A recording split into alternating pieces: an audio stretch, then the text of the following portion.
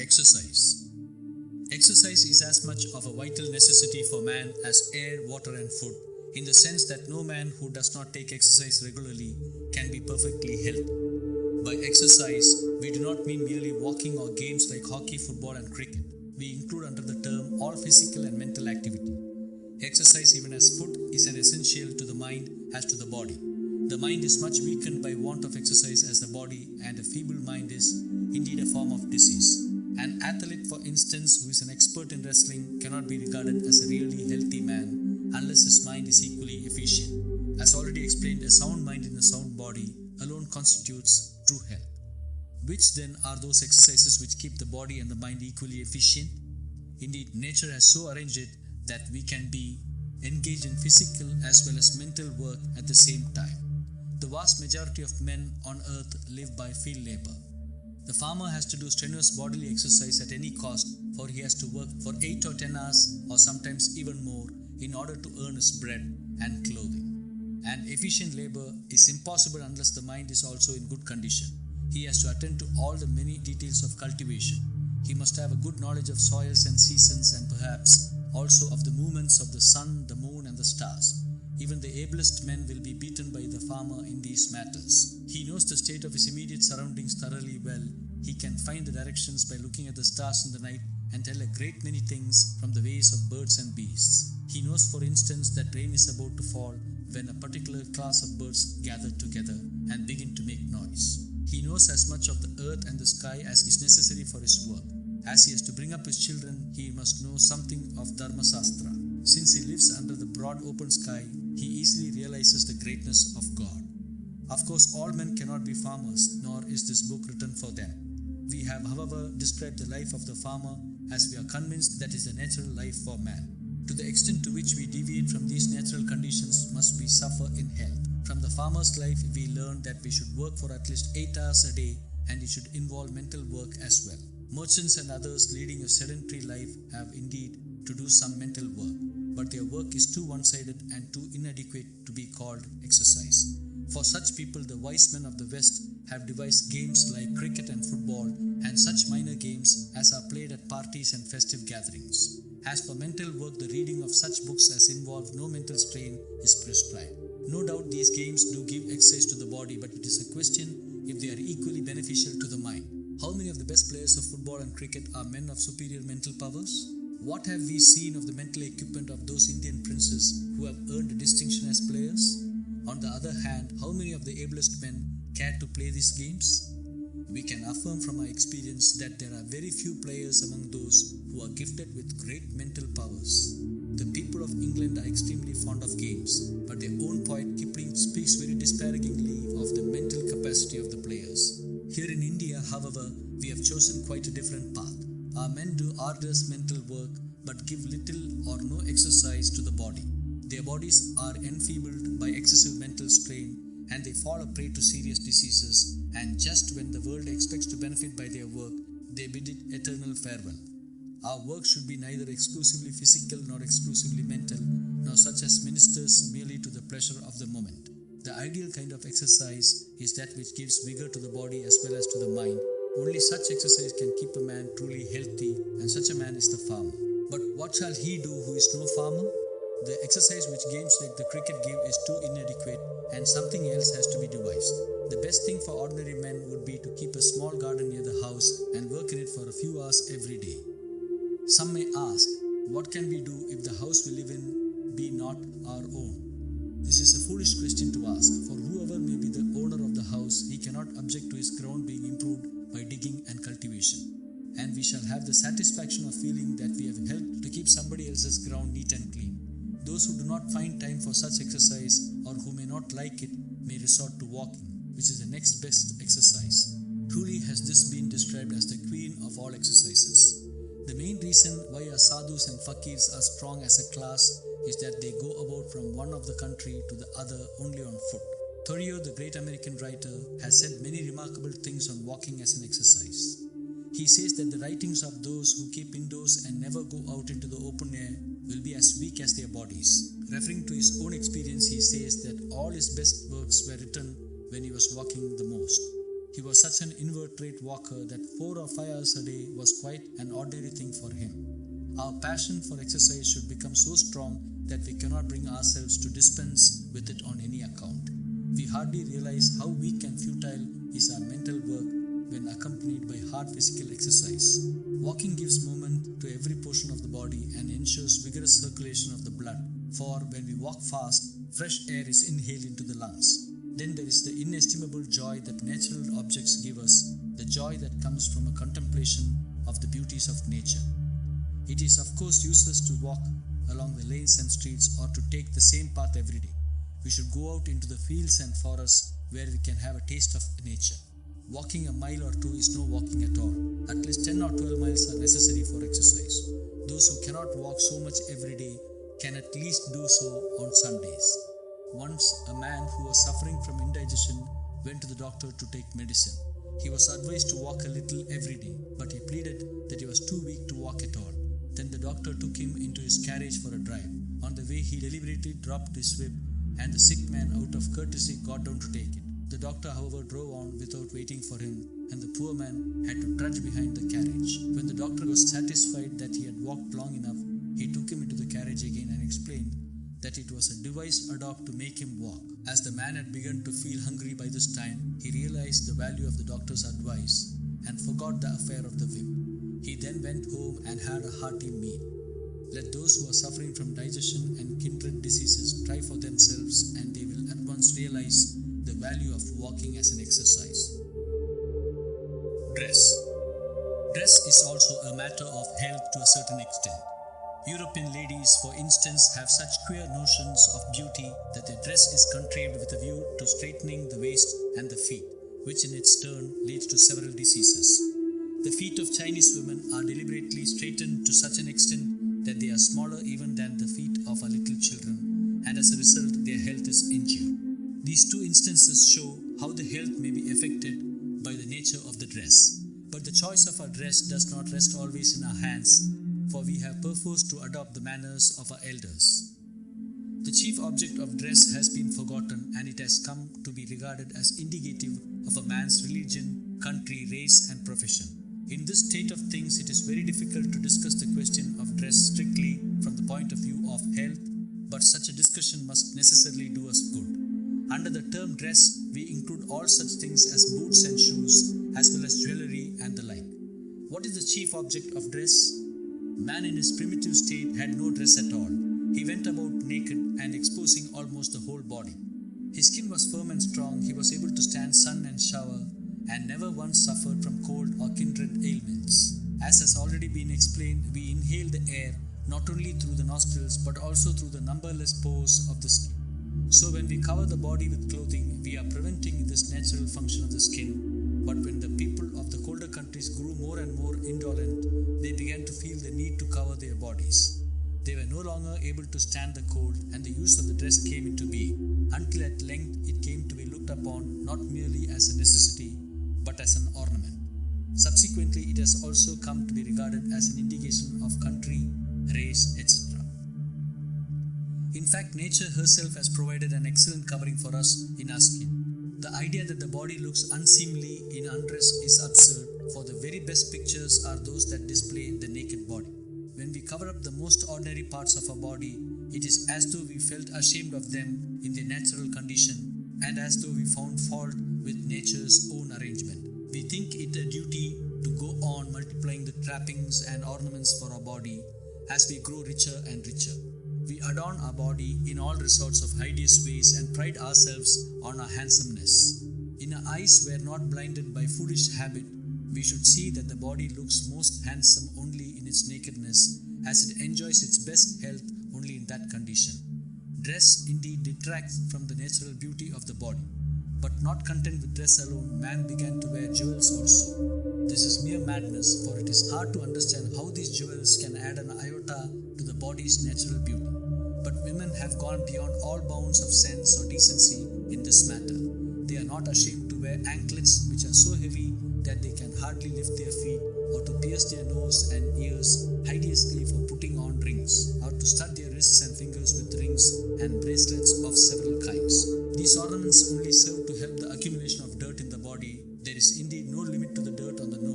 years. We mistake this filthiness for beauty and throw money away to secure it, and we do not even shrink from putting our lives at the mercy of thieves.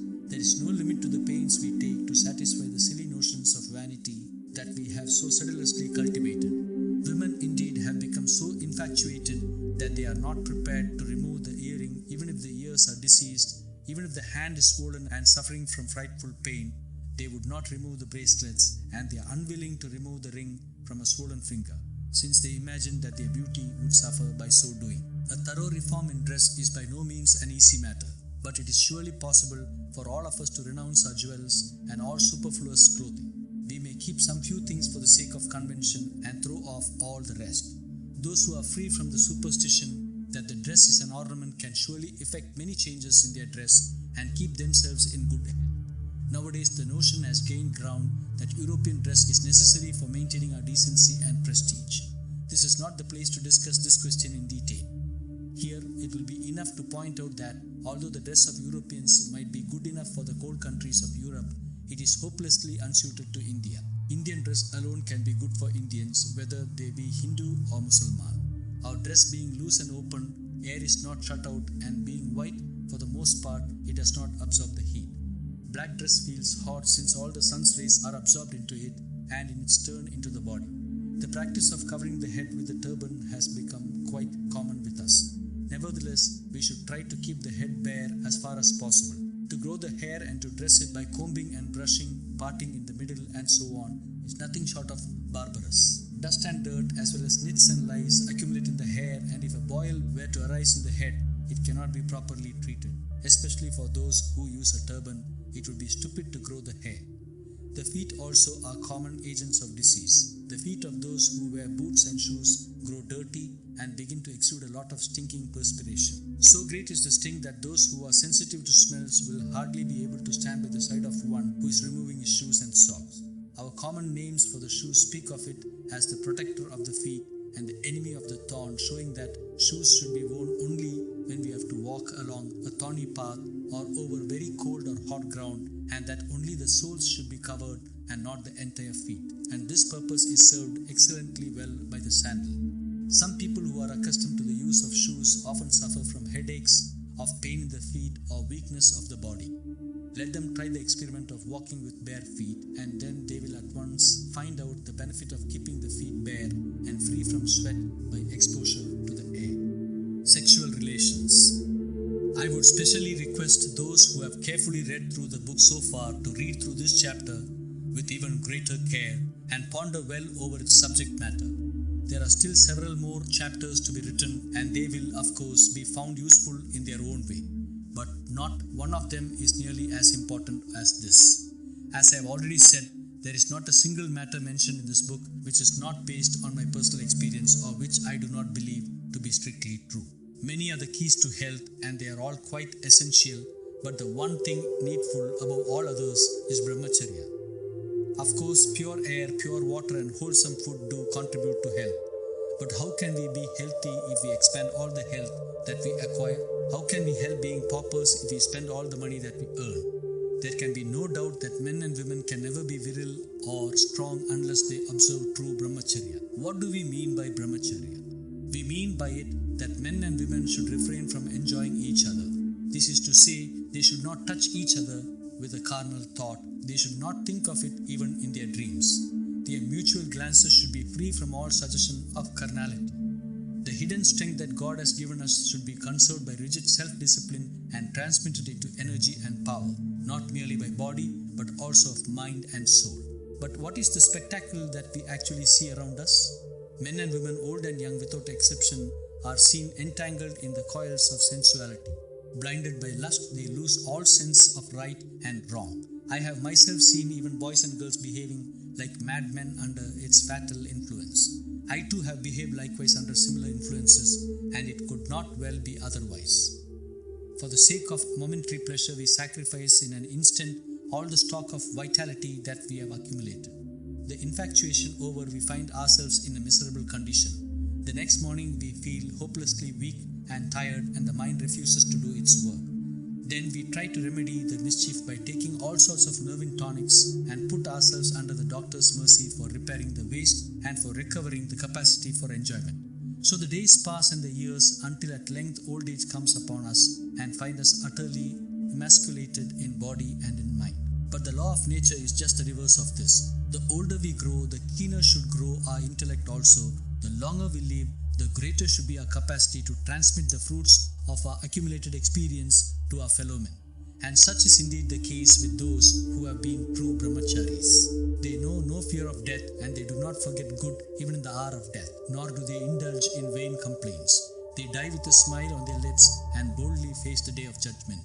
They are the true men and women, and of them alone can it be said that they have conserved their health. We hardly realize the fact that incontinence is the root cause of all the vanity, anger, fear, and jealousy in the world. If our mind is not under our control, if we behave once or more every day more foolishly than even little children, what sins may we not commit consciously or unconsciously? How can we pause to think of the consequences of our actions, however vile or sinful they may be? But you may ask, who has ever seen a true brahmachari in this sense? If all men should turn brahmacharis, would not humanity be extinct and the whole world go to rack and ruin? We will leave aside the religious aspect of this question and discuss it simply from the secular point of view. To my mind, these questions only bespeak our weakness and our cowardliness. We have not the strength of will to observe brahmacharya and therefore set about finding pretexts for evading our duty. The race of true brahmacharis is by no means extinct, but if they were to be had merely for the asking of what value would brahmacharya be, thousands of hardy laborers have to go and dig deep into the bowels of the earth in search of diamonds, and at length they get perhaps merely a handful of them out of heaps and heaps of rock. How much greater then should be the labor involved in the discovery of the infinitely more precious diamond of a brahmachari? If the observance of brahmacharya should mean the ruin of the world, why should we regret it? Are we God that we should be so anxious about its future? He who created it will surely see to its preservation. It is none of our business to enquire if other people practice brahmacharya or not. When we turn merchant or lawyer or doctor, do we ever pause to consider what the fate of the world would be if all men were to do likewise? The true brahmachari will, in the long run, discover for himself answers to such questions. But how can men engrossed by the cares of the material world put these ideas into practice? What shall the married people do? What shall they do to have children? And what shall be done by those people who cannot control their lust? The best solution for all such difficulties has already been given. We should keep this ideal constantly before us and try to approximate to it more and more to the utmost of our capacity. When little children are taught to write the letters of the alphabet, we show them the perfect shapes of the letters and they try to reproduce them as best they can. Just in the same way, if we steadily work up to the ideal of brahmacharya, we may ultimately succeed in realizing it. What if we have married already? The law of nature is that brahmacharya may be broken only when the husband and wife feel a strong desire for a child. Those who, remembering this law, violate brahmacharya once in 4 or 5 days cannot be said to be slaves to lust, nor can they appreciably lose their stock of vitality. But alas, how rare are those men and women who yield to sexual craving merely for the sake of an offspring? The vast majority, who may be numbered in thousands, turn to sexual enjoyment merely to satisfy their carnal passion, with the result that children are born to them quite against their will. In the madness of sexual passion, we give no thought to the consequences of our acts. In this respect, men are even more to blame than women. The man is blinded so much by his lust that he never cares to remember that his wife is weak and incapable of rearing a child. In the West, indeed, people have trespassed even against the claims of common decency. They indulge in sexual pleasures and devise measures in order to evade the responsibilities of parenthood. Many books have been written on this subject, and a regular trade is being carried on in providing the means of preventing conception. We are as yet free from this sin, but we do not shrink from imposing the heavy burden of maternity on our women. And we are not concerned even to find that our children are weak, impotent, and imbecile. Every time we get children, we bless Providence and so seek to hide from ourselves the wickedness of our acts. So, should we not rather deem it a sign of God's anger to have children who are weak, sensual, crippled, and impotent? Is it a matter for joy that mere boys and girls should have children? Is it not rather a curse of God? We all know that the premature fruit of a too young plant weakens the parent, and so we try all means of delaying the appearance of fruit. But we sing hymns of praise and thanksgiving to God when a child is born of a boy father and a girl mother. Could anything be more dreadful? Do we think that the world is going to be saved by the countless swarms of such impotent children endlessly multiplying in India or elsewhere in the world? Verily, we are in this respect far worse than even the lower animals. For the bull and the cow are brought together solely with the object of having a calf. Man and woman should regard it as a sacred duty to keep apart from the moment of conception up to the time when the child has ceased to suck its mother's breast. But we go on in a merry fashion, blissfully forgetful of this sacred obligation. This incurable disease enfeebles our mind and leads us to an early grave, after making us drag a miserable existence for a short while. Married people should understand the true function of marriage and should not violate the law of brahmacharya except with a view to having a child for the continuation of the race. But this is so difficult under our present conditions of life. Our diet, our ways of life, our common talk, and our environments are all equally calculated to rouse and keep alive our sensual appetite, and sensuality is like a poison eating into our vitals. Some people may doubt the possibility of our being able to free ourselves from this bondage. This book is written not for those who go about with such doubtings of heart, but only for those who are really in earnest and who have the courage to take active steps for their improvement. Those who are quite content with their present abject condition may even be offended to read all this, but I hope this will be of some service to those who are heartily disgusted with their own miserable existence. From all that has been said, it follows that those who are still unmarried should try to remain so, but if they cannot help marrying, they should do so as late as possible. Young men, for instance, should take a vow to remain unmarried till the age of 25 or 30. We shall not explain here all the benefits other than physical that result from this, but those who want to enjoy them can do so for themselves.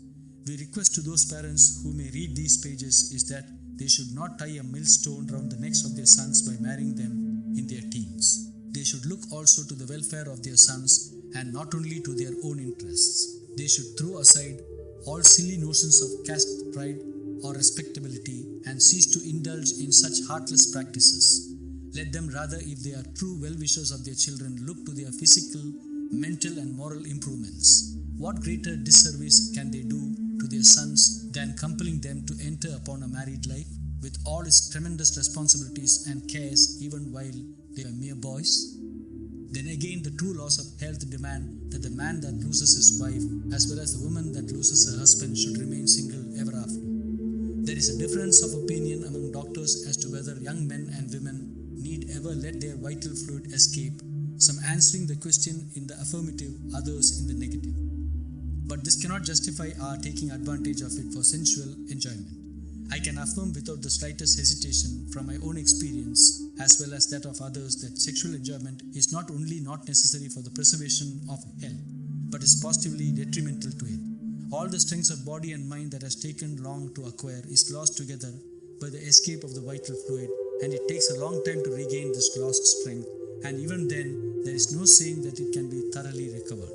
A broken vessel may be made to do its work after mending, but it can never be anything but a broken vessel. As has already been pointed out, the preservation of a vitality is impossible without pure air, pure water, pure and wholesome food as well as pure thoughts. So vital indeed is the relation between our health and the life that we lead that we can never be perfectly healthy unless we lead a clean life. The earnest man who, forgetting the errors of the past, begins to live a life of purity will be able to reap the fruit of it straightaway. Those who have practiced true brahmacharya even for a short period will have seen how their body and mind improve steadily in strength and power, and they will not at any cost be willing to part with this treasure. I have myself been guilty of lapses even after having fully understood the value of brahmacharya and have of course paid dearly for it. I am filled with shame and remorse when I think of the terrible contrast between my condition before and after these lapses. But from the errors of the past, I have now learned to preserve this treasure intact, and I fully hope, with God's grace, to continue to preserve it in the future. For I have in my own person witnessed the inestimable benefits of brahmacharya.